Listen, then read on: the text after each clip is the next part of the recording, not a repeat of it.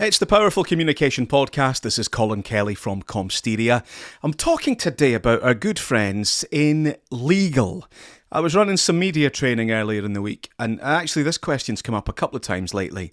When someone in PR and comms says, listen, like we know that we write kind of human, empathetic, warm statements, but they keep getting killed by legal who say that we just can't say that, and so it doesn't go out.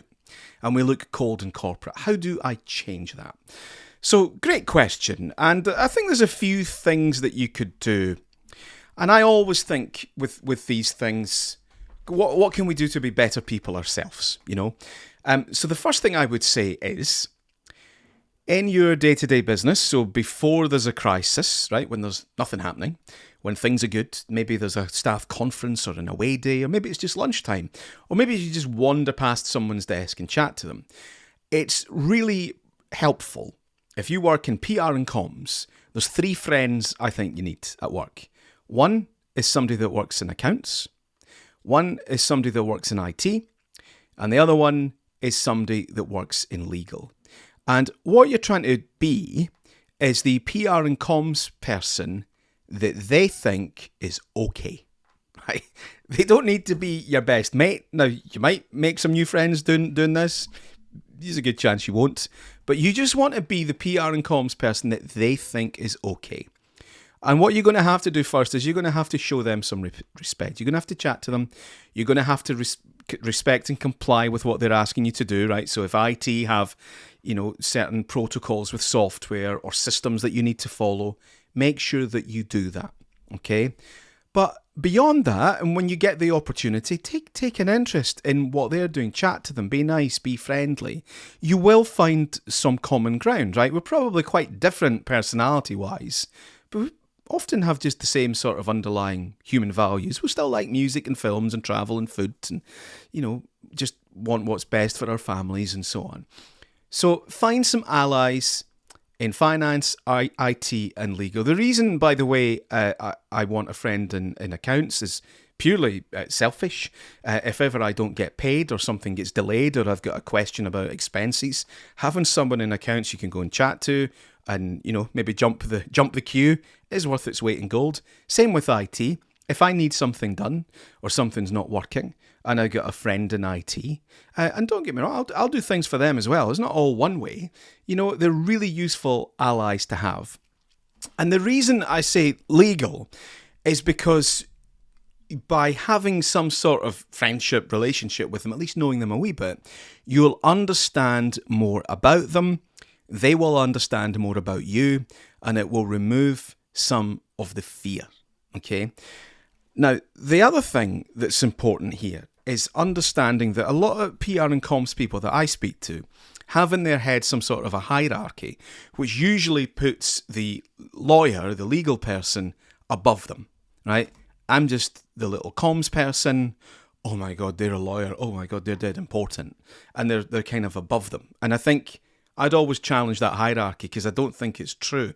Certainly isn't true to the lawyer. Now, they might act in a superior way, some of them, but that doesn't mean that they genuinely believe they're above you in some sort of imaginary hierarchy. In fact, in my experience of lawyers, there's actually quite a lot of insecurity because in their heads, they know you could do their job, but they couldn't do yours.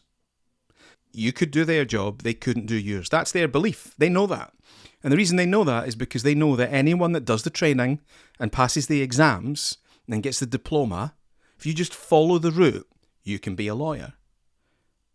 And they're looking at you and they're like, well, you're quite smart. Yeah, you could do that training. You could pass these exams. God, I've done it. That's what they're thinking. I've done it. I'm not that bright. I did it. My God.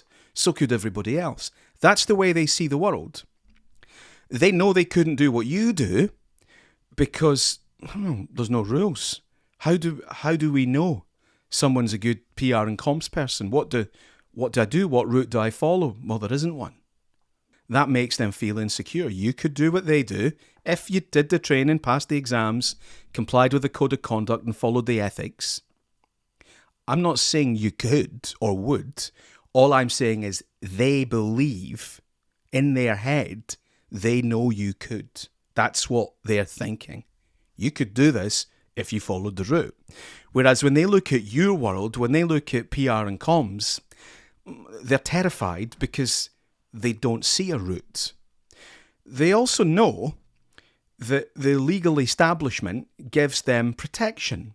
If they've done that training, passed those exams, followed the code of conduct and complied with the ethics, most of the time they are untouchable.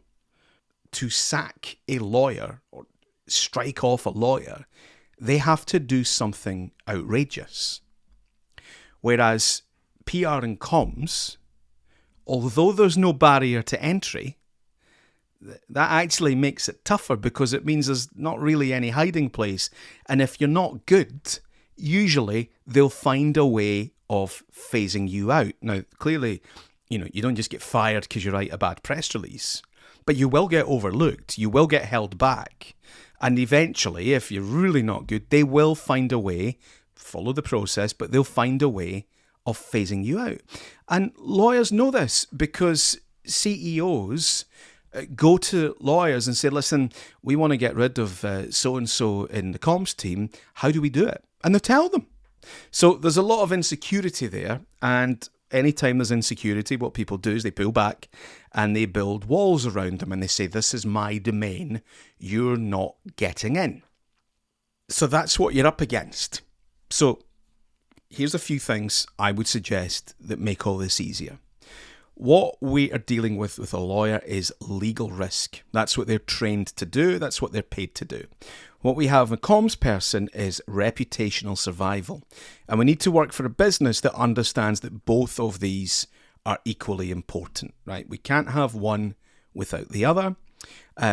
If we do everything that the lawyer says, we could end up with a shell company that doesn't trade, doesn't have any customers, but still exists because it didn't get sued into oblivion. So it did everything right legally. It's just that human beings abandoned it. And there are examples of companies that ended up exactly like that. And then on the other side, we've got this reputational survival. Well, there's no use having a great reputation. Everybody loves us. But we said that thing was our fault and we got sued into oblivion. And although everyone loved us, we don't exist anymore. Okay, so legal risk is a lawyer. Reputational survival is you. We can then separate empathy from liability. And this is what you'll have seen these good statements and good practitioners are able to do. We display lots of empathy. We appear human. It looks like we are caring. It looks like we're kind. But liability is something separate. We're staying away from that. Okay? So in a sense, the legal representative is looking at the factual and operational side of the statement. And what you're doing is the emotional bookends, in particular the opening and closing sections of the statement, where we can express regret, we can consider somebody's well-being, we can hope that they recover, we can tell them that we're here to listen, right? We've got emotional bookends, opening and closing. But then in terms of the facts and the operational side of it, what happened, what we're doing, those bits, that's where the legal team have particular consideration, okay? At the end of the statement, there is absolutely no need to say no further comment will be made at this time. Absolute nonsense. Most people never stick to that anyway. It's a completely unnecessary, cold, corporate, leave us alone, we're not talking anymore. Yes, you are, because you'll not handle 100,000 eyeballs on your social media and stakeholders having a pop at you. Hardly any organisation can handle that. When people want another statement, you'll make one. So there's really no point in saying no further comment will be made at this time. Who the hell do you think you are? Grow up. Okay, so what you should be doing is agreeing a pre-approved vocabulary. Here are the things we'll say. Here are the sorts of things we won't say. Okay, and if you can agree some of that just in general before things get difficult, when there's no situation to deal with, and I'm sure, just as I've said, I wouldn't want that line at the end about no further comment. I'm quite sure that the legal person will say, well, look, I don't want you saying this, this, and this. Great. So try and agree the pre-approved vocabulary, which makes it much easier when something goes wrong and you're creating a statement.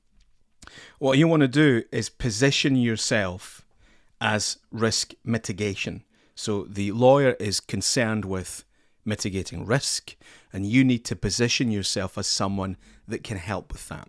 If the reputation is torched, then there is a risk, isn't there?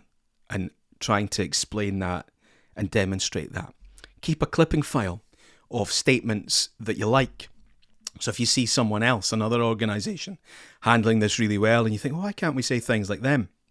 It probably did go through a lawyer. So keep that and show them it and say, well, listen, what's actually wrong with this? Right? Rather than having them draft something, have them tell you what they don't like about either something you've written or something you've seen from somewhere else. And what we're trying to do here really is set legal boundaries. So where are the legal boundaries? Where are the lines that we have to operate within?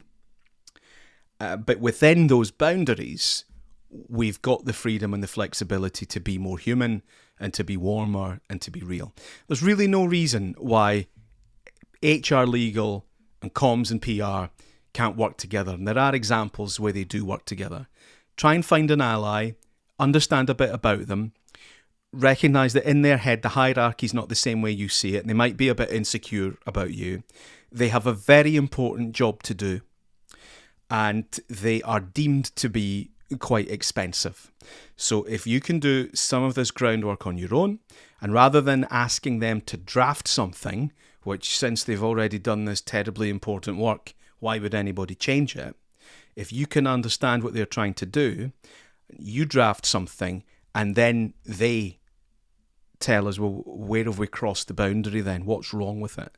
And if they can't tell you what you've done wrong, it's probably fit to go out. And if we can do this, it will raise the status of PR and comms and have you working together with HR and legal, and it'll make everything run a lot smoother. And the end result will be a happier public. By the way, how many times have we seen cold corporate legally approved statement going out, gets a public backlash, and then a few days later another one goes out that is warmer and more human? So why don't we just get it right the first time and keep everybody happy?